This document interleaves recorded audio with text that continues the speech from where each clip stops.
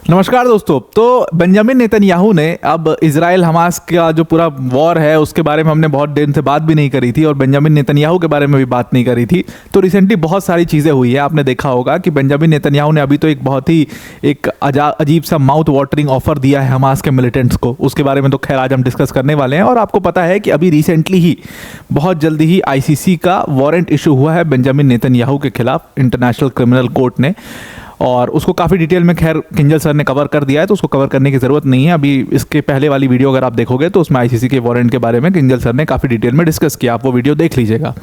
तो खैर यूएस ने उस अरेस्ट वारंट को मारने से मना कर दिया। अब यूएस ही उस अरेस्ट वारंट को नहीं मान रहा है तो मतलब आप समझ लो उसका कोई मतलब नहीं है।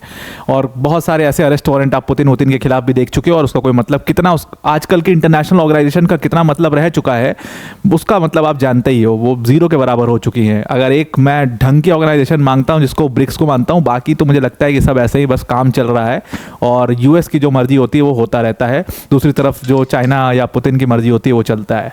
खैर वही सारी चीज़ें चल रही हैं। अब यहाँ पर बेंजामिन नेतन्याहू ने एक ऑफर दिया है। तो बेंजामिन नेतन्याहू ने ऑफर ये दिया है कि जितने भी मिलिटेंट्स अभी तक जो हमास के हैं, जिन्होंने हॉस्टेजेस पकड़ रखे हैं इजराइल के, और इजराइल के जितने हॉस्टेजेस हमास के पास हैं, एक एक हॉस्टेजेस को छुड़ाने पर हेड $5 मिलियन पे किया जाएगा। और प्लस ये कहा है बेंजामिन नेतन्याहू कि जो भी हमारे हॉस्टेजेस को छुड़ाएगा, मतलब मान लो अगर आप एक हॉस्टेज छुड़ाते हो, एक हॉस्टेज का आपको $5 मिलियन मिलेगा, which is a big amount. Plus आपको और आपकी फैमिली को, मतलब जो भी पर्सन हमारे हॉस्टेजेस को छुड़ाएगा उसको और उसकी पूरी फैमिली को एक सेफ पैसेज दिया जाएगा, गाजा से बाहर निकाला जाएगा और कहीं दूसरी कंट्री में सेटल कराने की भी जिम्मेदारी हमारी है, हम ले रहे हैं। ये ऑफर बेंजामिन नेतन्याहू ने दिया है। मतलब $5 मिलियन वो पर हॉस्टेज दे रहे हैं। और कितने हॉस्टेजेस हैं अभी तक? देखो अभी तक जो हॉस्टेजेस की संख्या टोटल ऐसा बताया जा रहा है कि 97 अभी उनके पास हैं, लेकिन 97 में से जिसको बताया जा रहा है कि जिंदा जितने हो सकते हैं उनका जो अनुमान है वो 64 है, कि मैक्सिमम 64 हॉस्टेजेस अभी तक शायद हो सकता है कि जिंदा हो। इसमें से भी हो सकता है कि 3-4 जो हैं वो ऑलरेडी डेड हो चुके हों, बिकॉज एक तो काफ़ी टॉर्चर भी किया गया है उनको, जो फुटेजेस सामने आए, जो वीडियोस सामने आए हैं। दूसरी चीज़ ये भी हुई है कि उनकी हेल्थ कंडीशंस भी बहुत ख़राब रही है, मेंटली भी वो काफ़ी डिस्टर्ब रहे हैं। सब तमाम चीज़ें रही हैं उन हॉस्टेजेस के साथ और they have been going through, मतलब सच में एक पूरा नर्क वाली फीलिंग उनको आ रही होगी। वो सारी सिचुएशंस तो है ही। तो उन हॉस्टेजेस को छुड़ाने के लिए अब बेंजामिन नेतन्याहू के पास कोई प्लान नहीं बचा है, तो उन्होंने $5 मिलियन ऑफर कर दिए हैं। और एक तरफ वो हॉस्टेजेस को छुड़ाने की बात कर रहे हैं कि भाई जो भी हॉस्टेज को छुड़ा के लाया उसको $5 मिलियन हम पे करेंगे और उसको सेटल कराएंगे, उसको और उसकी फैमिली को। वहीं दूसरी तरफ उन्हीं के बगल में बैठे हुए थे उनके डिफेंस मिनिस्टर इजराइल काट्स, और वो कह रहे हैं कि हमारे हॉस्टेजेस को अगर किसी ने हार्म किया तो उसको प्राइस पे करना पड़ेगा, मतलब उसके हालत बुरी कर दी जाएगी।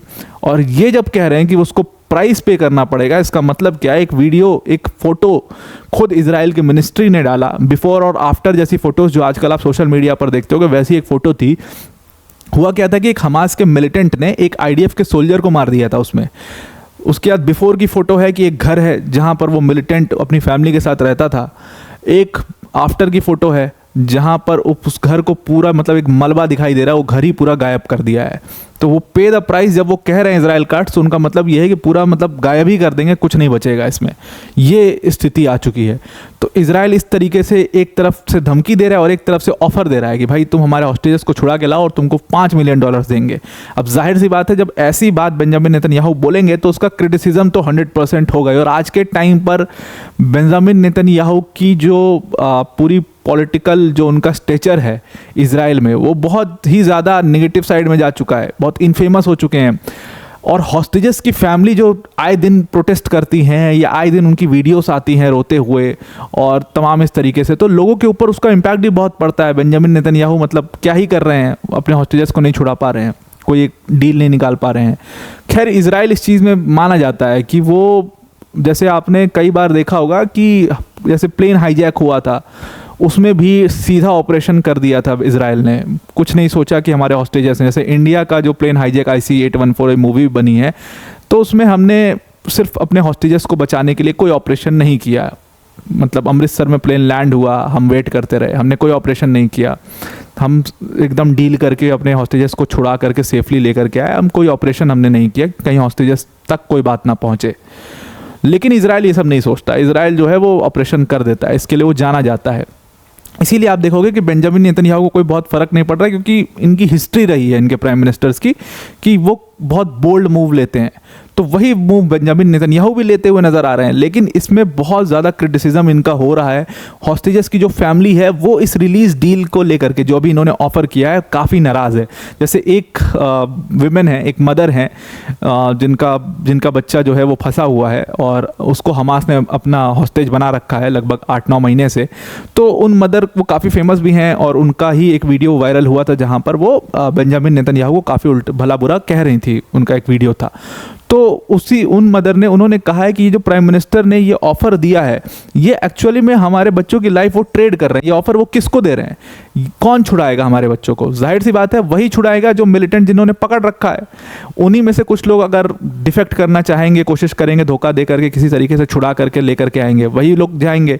तो वो तो मिलिटेंट्स हैं। आप मिलिटेंट्स को एक ऑफर दे रहे हो और ये हो सकता है कि बैकफायर भी कर जाए। एक तो आप पहली चीज़ हमारे बच्चों की लाइफ को ट्रेड कर रहे हो पैसों के लिए, दूसरी चीज़ आप क्या कर रहे हो कि हो सकता है ये बैकफायर कर जाए और ये जो हमास के मिलिटेंट्स हैं जो आप डिवाइड एंड रूल करने की कोशिश कर रहे हो, उनको ब्राइब देने की कोशिश कर रहे हो, ये बैकफायर कर जाए और ये ऊपर वाले इनके गुस्सा हो जाए और हम ओपन फायर कर दें हमारे बच्चों पर, या हमारे बच्चों को नुकसान पहुंचा दें। ये भी हो सकता है कि आप ये डिवाइड एंड रूल करने की कोशिश करो जो सबको दिख रहा है कि आप डिवाइड एंड रूल कर रहे हो।